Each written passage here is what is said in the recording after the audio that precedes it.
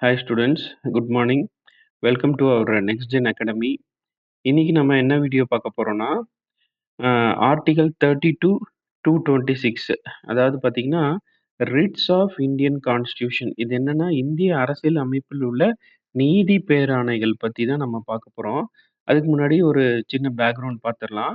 இந்த ஆர்டிகல் 32 அப்படின்றது பார்த்தீங்கன்னா சுப்ரீம் கோர்ட்டு வந்து ரிட்ஸ் சம்மந்தமா டீல் பண்ணுவாங்க. அதே மாரி ஆர்டிகல் 226 பார்த்தீங்கன்னா, ஹை கோர்ட் வந்து டீல் பண்ணுவாங்க. இந்த நீதி பேராணைகள வந்து ஹை கோர்ட்டும், சுப்ரீம் கோர்ட்டும் வந்து டீல் பண்ணுவாங்க. ஃபர்ஸ்ட்டு இந்த ஆர்டிகல் 32 அதாவது ரிட்ஸ் ஆஃப் இந்தியன் கான்ஸ்டிடியூஷன அம்பேத்கர் என்ன சொல்றாரு அப்படின்னு பார்த்தீங்கன்னா, heart and soul of Indian constitution அப்படின்னு சொல்றாரு. ஹார்ட் அண்ட் சோல் இதயம் மற்றும் ஆன்மா அப்படின்னு சொல்றாரு. இதயம் மற்றும் ஆன்மா அப்படின்னு சொல்றாரு. ஏன் இப்படி சொல்றாரு அப்படின்னா, அப்படின்னு பார்த்தீங்கன்னா, இப்ப வந்து ஒருத்தருக்கு வந்து ஃபண்டமெண்டல் ரைட்ஸ் வந்து மறுக்கப்படுது அப்படின்னு சொன்னோம்னா, அந்த ஃபண்டமெண்டல் ரைட்ஸ வந்து அவங்களுக்கு திரும்ப பெற்று தர்றது எந்த ஆர்டிகல்னு பார்த்தீங்கன்னா, இந்த ஆர்டிகல் தான். நம்ம ஆர்டிகல் 32 அப்புறம் வந்து ஆர்டிகல் வந்து 226 இது 2 தான் வந்து ஒருத்தங்களுக்கு ஃபண்டமெண்டல் ரைட்ஸ் மறுக்கப்படுது அப்படின்னா, அந்த ஃபண்டமெண்டல் ரைட்ஸ திரும்ப பெற்று தர்றது வந்து பார்த்தீங்கன்னா, இந்த ஆர்டிகல் 32 அப்புறம் வந்து ஆர்டிகல் 226 அதாவது ஒரு சிட்டிசனுக்கு எப்பப்பலாம் ஃபண்டமெண்டல் ரைட்ஸ் மறுக்கப்படுதோ, அவங்களுக்குன்னு ஒரு ரெமிடி கிடைக்கணும் அப்டின்னா, அவங்க வந்து ரிட்ஸ் ஃபைல் பண்ணலாம். எங்க ஃபைல் பண்ணலாம்னா, சுப்ரீம் கோர்ட்லயும், ஹை கோர்ட்லயும் வந்து அவங்க ரிட்ஸ் ஃபைல் பண்ணலாம். அதாவது இந்திய அரசியல் அமைப்பில் உள்ள நீதி பேராணைகள் இதுதான். சரிங்களா?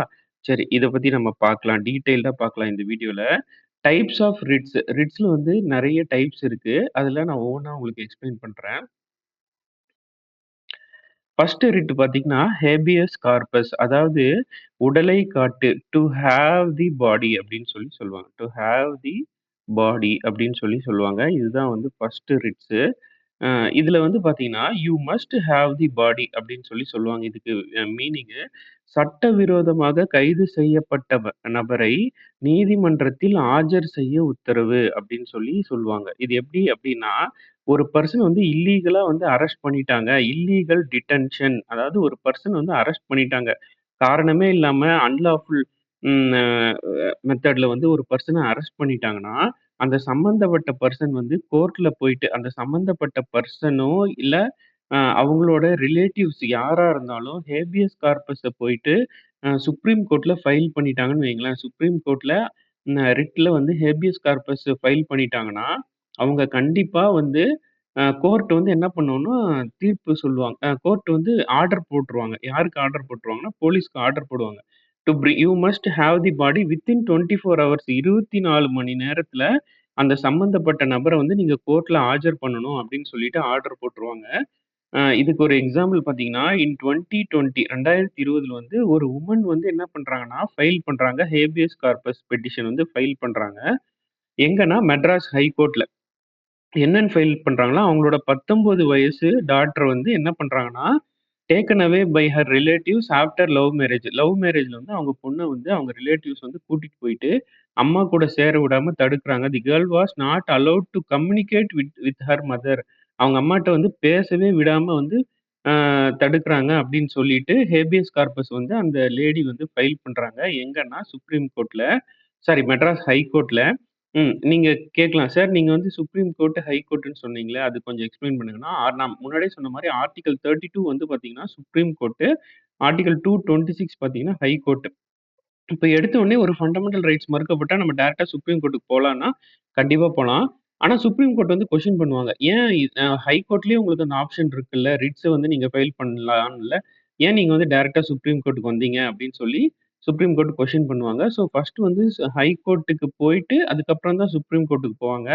அ டைரக்ட்டா சுப்ரீம் கோர்ட்க்கு ஒரு கேஸ் போதுன்னா, ரொம்ப நேஷனல் இன்ட்ரெஸ்ட் கூடிய கேஸா இருக்கணும் அந்த கேஸ்.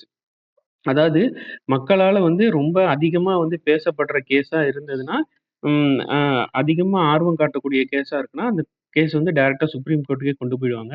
இப்ப வந்து இவங்க பாருங்க கரெக்ட்டா நான் சொன்ன மாரி மெட்ராஸ் ஹை கோர்ட்ல ஃபைல் பண்றாங்க.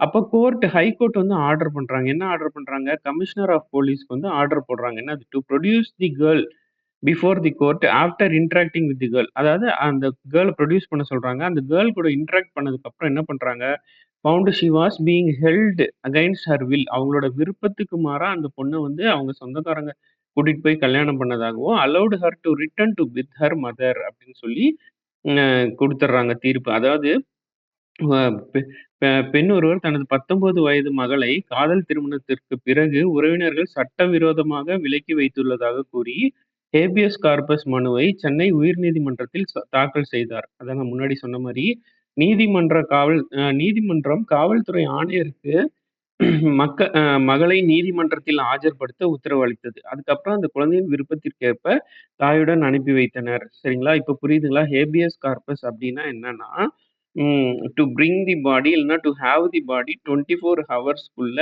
அ கோர்ட் முன்னாடி வந்து ஆஜர் பண்றது தான். இது சம்மந்தமா நம்ம நெறைய கேஸஸ் நம்ம தமிழ்நாட்ல பார்த்திருப்போம்.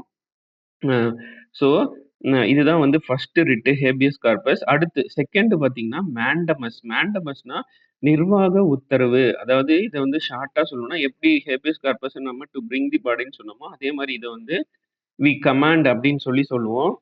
அரசு அதிகாரிகள் தங்கள் கடமையை செய்ய தவறினால் உத்தரவிடும் வழி. இப்போ ஒரு அரசு அதிகாரி வந்து அவங்களோட கடமைய செய்ய தவறுறாங்க அப்படின்னா, அ ஆஸ் எ சிட்டிசனா வந்து நம்மளுக்கு மேண்டமஸ் இருக்கு. நம்ம வந்து அவங்கள கமாண்ட் பண்ணலாம்.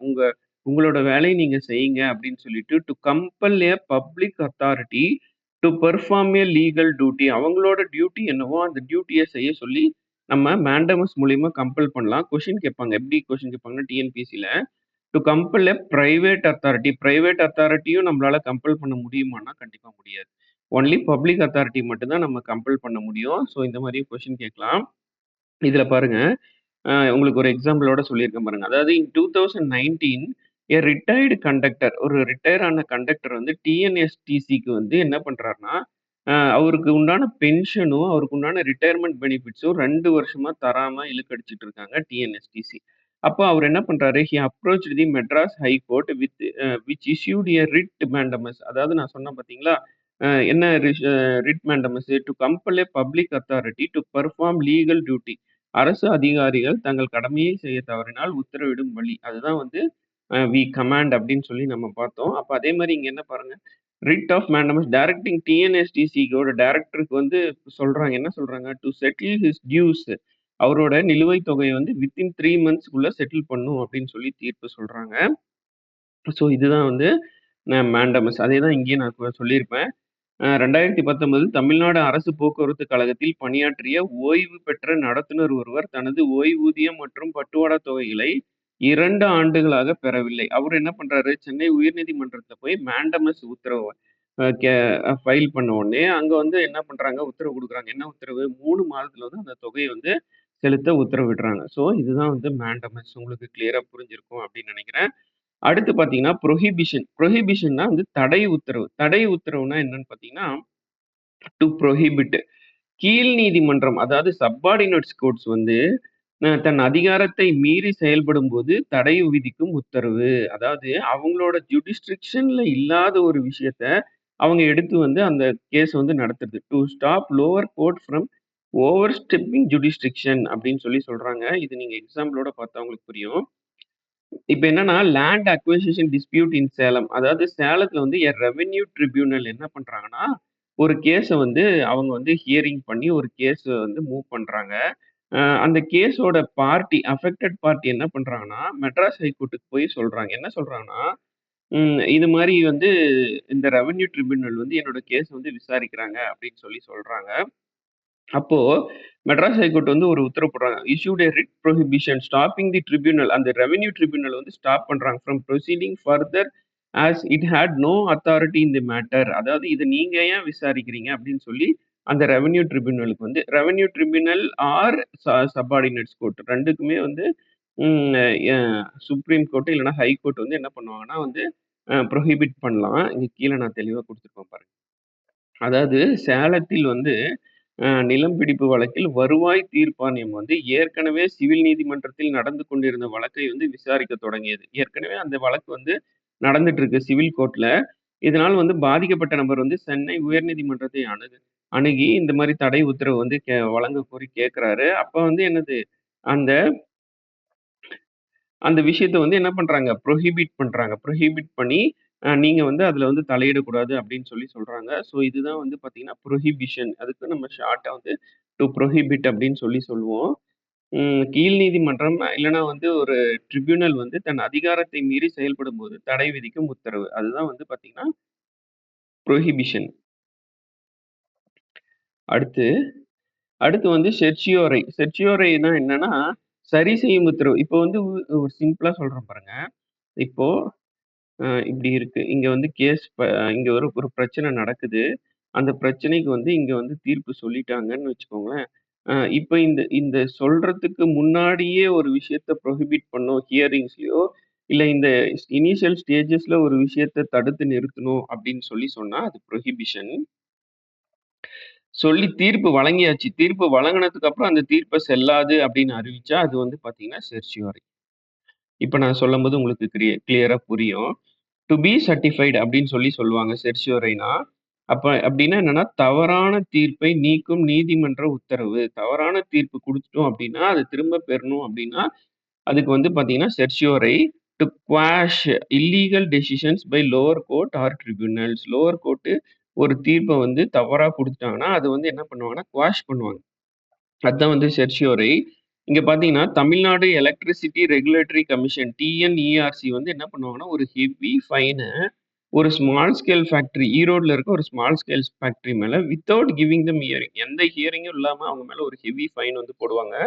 அப்ப என்ன பண்ணுவாங்கன்னா, அவர் வந்து என்ன பண்ணுவாங்க, ரிட் ஆஃப் செர்ச்சியோரை வந்து இவங்க வழங்கிட்டாங்க. அந்த தீர்ப்பு வந்து சொல்லிட்டாங்க. இந்த ட்ரிபியூனல் வந்து சொல்லியிருப்பாங்க. அப்ப வந்து அந்த ஃபேக்டரி ஓனர் போயிட்டு ரிட் ஆஃப் செர்ச்சியோரை வந்து ஃபைல் பண்ணுவாரு மெட்ராஸ் ஹைகோர்ட்ல. அப்ப கோர்ட் என்ன பண்ணும், the order to be in violation of natural justice and quashed the fine. அந்த ஃபைனே வந்து கேன்சல் பண்ணிரும். அதான் இங்க ஈரோட்டில் ஒரு சிறு ம் தொழிற்சாலைக்கு தமிழ்நாடு மின் ஒழுங்குமுறை ஆணையம் வந்து என்ன பண்ணுவாங்கன்னா, முறையான விசாரணையின்றி பெரிய அபராதம் விதித்தது. இதுதான் நான் சொன்னேன். அந்த தொழிலதிபர் வந்து என்ன பண்ணுவாருன்னா, செர்ச்சியோரை மனு வந்து தாக்கல் செய்வாரு. அப்ப சென்னை உயர்நீதிமன்றம் வந்து அந்த இத வந்து இல்லன்னு சொல்லி அறிவிச்சிருப்பாங்க. சரிங்களா? இயல்பு சட்டத்துக்கு எதிரானதாக கருதி, அந்த அபராத உத்தரவு வந்து என்ன பண்ணியிருப்பாங்கன்னா, ரத்து செஞ்சிருப்பாங்க. சரிங்களா? அதான் வந்து செர்ச்சியோரை. அடுத்து வந்து பார்த்தீங்கன்னா, கியோ வாரண்டோ. கியோ வாரண்டோன்னா, எந்த அதிகாரத்தில, பை வாட் அத்தாரிட்டி அப்படின்னு சொல்லுவோம். நான் ஒவ்வொன்னுத்துக்கும் ஒவ்வொரு ஷார்ட் வேர்ட் சொல்லிட்டு வரேன். அத நோட் பண்ணிக்கோங்க. பை வாட் அத்தாரிட்டி அப்படின்னு சொல்லுவாங்க. ஒருவர் பதவியில் இருப்பதற்கான உரிமையை கேள்வி கேட்கும் உத்தரவு. நீ எப்படி இந்த பதவிக்கு வந்த? என்ன அ அ அடிப்படையில இந்த பதவிக்கு நீ தேர்ந்தெடுக்கப்பட்ட? இப்ப நெறைய பிரச்சனை நடக்கும். இப்ப கவர்ன்மென்ட் ஆஃபீஸ்லலாம் பார்த்தீங்கன்னா, சீனியாரிட்டில ஒருத்தங்க இருப்பாங்க. அவங்களுக்கு பதில் இன்னொருத்தங்களுக்கு வந்து ப்ரமோஷன் குடுப்பாங்க. ஆனா சீனியாரிட்டி படி இவங்க தான் ப்ரமோஷன்ல அந்த போஸ்டிங்க்கு போறதா இருப்பாங்க. ஸோ அப்படி குடுக்காம அவங்களுக்கு தெரிஞ்சவங்களுக்கு வந்து அந்த பதவிய தூக்கி குடுத்துருவாங்க. To challenge a person's authority to hold a public office அப்படின்னு சொல்றாங்க. இதுல உங்களுக்கு கிளியரா புரியும் பாருங்க. நான் எக்ஸாம்பிள் சொல்றேன். 2021ல வந்து சேர்மன் ஆஃப் தமிழ்நாடு வெல்ஃபேர் போர்டுன்னு ஒருத்தர நியமனம் பண்றாங்க. Appointed without proper qualification or selection process. எந்த ஒரு குவாலிஃபிகேஷனும், செலக்ஷன் ப்ராசஸும் இல்லாம வந்து அவர அப்பாயிண்ட் பண்றாங்க. அப்போ ஒரு சிட்டிசன் வந்து என்ன பண்றாரு, ரிட் ஆஃப் கியோ வாரண்ட்ட வந்து ஃபைல் பண்றாரு. Questioning how he was eligible, அவர் எப்படி எலிஜிபிள் அப்படின்னு சொல்லிட்டு. அப்ப மெட்ராஸ் ஹைகோர்ட் வந்து ruled the appointment as illegal and removed him from the position. அந்த பொசிஷன்ல இருந்து அவங்கள வந்து தூக்கிடுறாங்க. அதாவது தமிழ்நாட்டில் ஒரு நலத்திட்ட வாரிய தலைவராக ஒருவரை தகுதியும் தேர்வுமின்றி நியமனம் செய்தது அரசு. அரசு வந்து நியமனம் பண்ணிடுறாங்க. அப்போ ஒரு குடிமகன் வந்து என்ன பண்றாரு, கோ கோ வாரண்டோ மனு வந்து தாக்கல் செய்றாரு. அப்போ வந்து அந்த நியமனம் வந்து சட்டவிரோதமானது அப்படின்னு சொல்லி கேன்சல் பண்ணிடுறாங்க. இதுக்கு எக்ஸாம்பிள் பார்த்தீங்கன்னா, இந்த யூனிவர்சிட்டீஸ்லலாம் பார்த்தீங்கன்னா, வைஸ் சான்சலர்ஸ் அப்பாயின்ட்மென்ட் நடக்கும். அதுவும் வந்து இந்த மாரி தான். இது மாரி ஒரு கேஸ்ல வந்து அந்த வைஸ் சான்சலர் வந்து எப்படி நீங்க எந்த அடிப்படையில இவர வைஸ் சான்சலரா போட்டீங்க அப்படின்னு சொல்லிட்டு அத கேன்சல் பண்ணுவாங்க. சரி. இப்போ அடிஷனலா இது சம்பந்தமா வந்து நம்ம ஒரு 20 டிஎன்பிஎஸ்சி எம்சிக்யூஸ் வந்து பார்த்துரலாம். ரிட்ஸ் பேஸ் பண்ணி. ஸோ, அப்போ உங்களுக்கு வந்து ரிவிஷன் பண்ண மாரி இருக்கும். ஃபர்ஸ்ட் கொஸ்டினு power of issuing a writ of habeas corpus lies with, அதாவது ஹேபியஸ் கார்பஸ் வந்து அ அதனோட அந்த யார்கிட்ட வந்து அத வழங்கும் அதிகாரம் இருக்கு அப்படின்னு அதிகாரம் யாரிடம் உள்ளது அப்படின்னு கேட்குறாங்க. யார்கிட்ட இருக்கு? நம்ம ஆல்ரெடி பார்த்தோம். 2 பேர்ட்டயுமே இருக்கு. ஆர்டிகிள் 32 படி சுப்ரீம் கோர்ட்ட்டயும் இருக்கு. ஆர்டிகிள் 226 படி ஹை கோர்ட்ட்டயும் இருக்கு. ஸோ இதுக்கு ஆப்ஷன் வந்து போத் ஏ அண்ட் பி. அடுத்து அடுத்து which writ means to be informed or to be certified அப்படின்னு சொல்லி கேட்குறாங்க. டு பி இன்ஃபார்ம்டு இல்லைன்னா வந்து டு பி சர்டிஃபைடு அப்படின்னாலே நம்ம என்ன பார்த்தோம்? செர்ஷியோரை தான் பார்த்தோம். டு பி சர்டிஃபைடு சர்டி அப்படின்னு நீங்க அந்த வார்த்தை இருக்கு பாருங்க. சர்டிஃபிகேஷன் டு பி சர்டிஃபைட்னாலே என்னது? செர்ஷியோரை தான். அடுத்து what does habeas corpus literally mean? Habeas corpus என்னது? டு ப்ரொடியூஸ் தி பாடி இல்லைன்னா டு பிரிங் தி பாடி, உடலை ஆஜர்படுத்தி எவ்வளோ நேரத்துக்குள்ள? 24 ஹவர்ஸ்க்குள்ள எங்க கோர்ட்ல வந்து ஆஜர்படுத்தணும். அடுத்து mandamus will not lie against a private organisation unless it is entrusted with a public duty. அதாவது மேண்டமஸ் வந்து will not lie on a private organisation. ஆமா, கரெக்ட் தான், உண்மை. அடுத்து the writ of mandamus can be issued against which of the following அப்படின்னு சொல்றாங்க. நான் சொன்னேன் ரிட் ஆஃப் மேண்டமஸ். மேண்டமஸ் நம்ம யாரை வந்து கமாண்ட் பண்ண முடியும்? வி கமாண்ட் அப்படின்னு சொல்லி பார்த்தோம். மேண்டமஸ்னா ஒரு கவர்மெண்ட் அஃபீஷியல் வந்து அவரோட இதுல இருந்து இப்போ ஒரு ஆர்டிஓ வந்து நீங்க கரெக்டா வண்டி ஓட்டி எல்லாமே பண்ணாலும் வந்து என்ன பண்றாரு? உங்களுக்கு வந்து லைசென்ஸ் தரமாட்டேன் அப்படின்னு சொல்லிட்டு நீங்க அப்படின்னு சொன்னாங்கன்னா நீங்க என்ன பண்ணலாம்? மேண்டமஸ் ஃபைல் பண்ணலாம். ரிட் மேண்டமஸ் ஃபைல் பண்ணலாம். அப்போ அவங்க வந்து யாரா இருக்கணும்னு நான் சொன்னேன்? கவர்மெண்ட் அஃபீஷியலா இருக்கணும் அப்படின்னு சொன்னேன். அடுத்து which writ is issued is used to order a public authority. அதான் நம்ம பார்த்தோம். Mandamus we command to perform his duty, அது பார்த்தாச்சு. அடுத்து the writ of habeas corpus is issued to produce the detained person in court. அதாவது detained பர்சன்னா யாரு? Arrest பண்ணப்பட்ட நபரை வந்து கோர்ட்ல ப்ரொடியூஸ் பண்ண சொல்றது. அடுத்து which writ is issued against unlawful detention. அதே தான், அரெஸ்ட் பண்ணப்பட்ட பர்சன் அன்லாஃபுல் டிடென்ஷனா இருந்தா கோர்ட்ல ப்ரொடியூஸ் பண்றது ஹேபியஸ் கார்பஸ். அடுத்து which writ is issued to protect personal liberty. சரிங்களா? பர்சனல் லிபர்ட்டிக்கு எந்த ரிட்? இது வந்து நீங்க கமெண்ட் பண்ணுங்க எந்த ரிட்னு சொல்லிட்டு. கொஸ்டின் நம்பர் 9க்கு என்ன ஆப்ஷன் சொல்லி கமெண்ட் பண்ணுங்க பார்க்கலாம். யாரு கரெக்டா கமெண்ட் பண்றீங்க அப்படின்னு சொல்லிட்டு. அடுத்து which writ prevents a lower court from exceeding its jurisdiction. ப்ரிவென்ட்ஸ்னாலே என்னது? நம்மளுக்கு தெரியும் ப்ரொஹிபிஷன் தான் அப்படின்னு சொல்லி தெரியும். இங்க வந்து ப்ரொஹிபிஷன் வந்து ரெண்டுமே ஒண்ணுதான். ப்ரொஹிபிஷனும் அடுத்து வந்து செர்ஷியோரையும் ஒண்ணுதான். ஆனா இங்க வந்து என்னன்னா ப்ரிவென்ட்ஸ், அங்க வந்து குவாஷஸ் இது தடுக்கும். செர்ஷியோர்ல வந்து இல்லைன்னே சொல்லி அறிவிச்சிரும். சரிங்களா? அதையும் பார்த்துக்கோங்க, கன்ஃபியூஸ் ஆயிடாதீங்க. அடுத்து which writ is issued to quash. அங்க இருக்கு பாரு, கரெக்ட். குவாஷ்னு பார்த்தீங்கன்னா செர்ஷியோரை. அடுத்து இது ஜஸ்ட் ஒரு ரிவிஷன் தான். நீங்க இந்த கொஸ்டின்லாம் பார்க்கும்போது உங்களுக்கு ஈஸியா இருக்கும். Which writ prohibits acting beyond legal. ப்ரோஹிபிட்னு வந்தாலே ப்ரோஹிபிஷன் தான். நோட் பண்ணிக்கோங்க. அந்த கொஸ்டின்ல ஹிண்ட் மாதிரி இருக்கும். அடுத்து which writ is not explicitly in constitution but evolved through a case law. இதுக்கு பார்த்தீங்கன்னா கியூ வாரண்டோ. அடுத்து which writ means by what authority. By what அத்தாரிட்டினா எந்த அதிகாரத்துல அப்படின்னு சொல்லி நம்ம பார்த்தோம். எந்த அதிகாரத்துல? Quo warranto. அடுத்து இது மேட்ச் த ஃபாலோயிங்ல கேட்கலாம். நிறைய வாட்டி டிஎன்பிஎஸ்ல மேட்ச் த ஃபாலோயிங்ல கேட்டிருக்காங்க. ஸோ ஹேபியஸ் கார்பஸ்னா டு ப்ரொடியூஸ் தி பாடி, மேண்டமஸ்னா பப்ளிக் டியூட்டி, அதாவது ஒரு கவர்மெண்ட் அஃபீஷியல் வந்து நம்ம ஆர்டர் பண்றோம். அடுத்து செர்ஷியோரை வந்து கரெக்ட் லீகல் எரர் செக். அடுத்து கியூஆர்என்னா அத்தாரிட்டி செக். எல்லாமே கரெக்ட், டைரக்டா தான் மேட்ச் ஆயிருக்கு.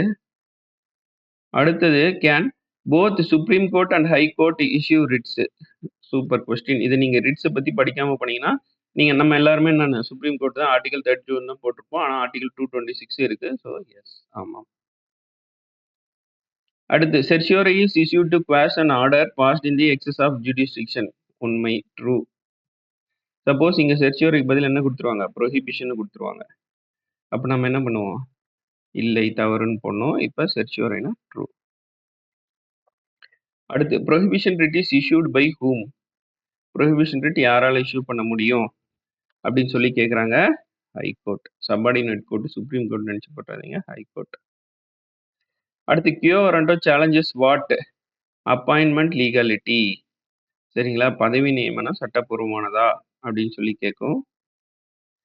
அடுத்து which writ can be used against both public and private parties. இதுக்கு யாரு? Habeas corpus public and private party 2 பேருமே வந்து என்ன பண்ணலாம், இந்த ரிட் வந்து யூஸ் பண்ணலாம். இது அகைன்ஸ்ட் அவங்களுக்கு எதிரா வந்து நம்ம இது பண்ணலாம். அதே மாரி ஹேபியஸ் கார்பஸ் வந்து அந்த சம்பந்தப்பட்ட நபர் இல்லாம அவங்களோட ரிலேட்டிவ்ஸ் இப்ப நம்ம எக்ஸாம்பிள்ல பார்த்தோம். பாதிக்கப்பட்ட பொண்ணோட அம்மா தான் வந்து என்ன பண்ணியிருப்பாங்க, அந்த இத வந்து ஃபைல் பண்ணியிருப்பாங்க. ஸோ, அ யார் வேணாலும் வந்து என்ன பண்ணலாம், ஃபைல் பண்ணலாம். சரிங்களா? சரி ஓகே. நம்மளோட சேனல் வந்து லைக் பண்ணிக்கோங்க, ஷேர் பண்ணுங்க, சப்ஸ்கிரைப் பண்ணிக்கோங்க. நெக்ஸ்ட் ஜென் அகாடமிய சப்போர்ட் பண்ணுங்க. அடுத்தடுத்து நெறைய வீடியோ போடுறோம். ஸோ அவ்வளோதான் ஃப்ரெண்ட்ஸ். இதான் வந்து நம்ம ரிட்ஸ் அதாவது நீதி பேராணைகள் என்னன்னு சொல்லி நம்ம பார்த்தோம். நன்றி. Thank you.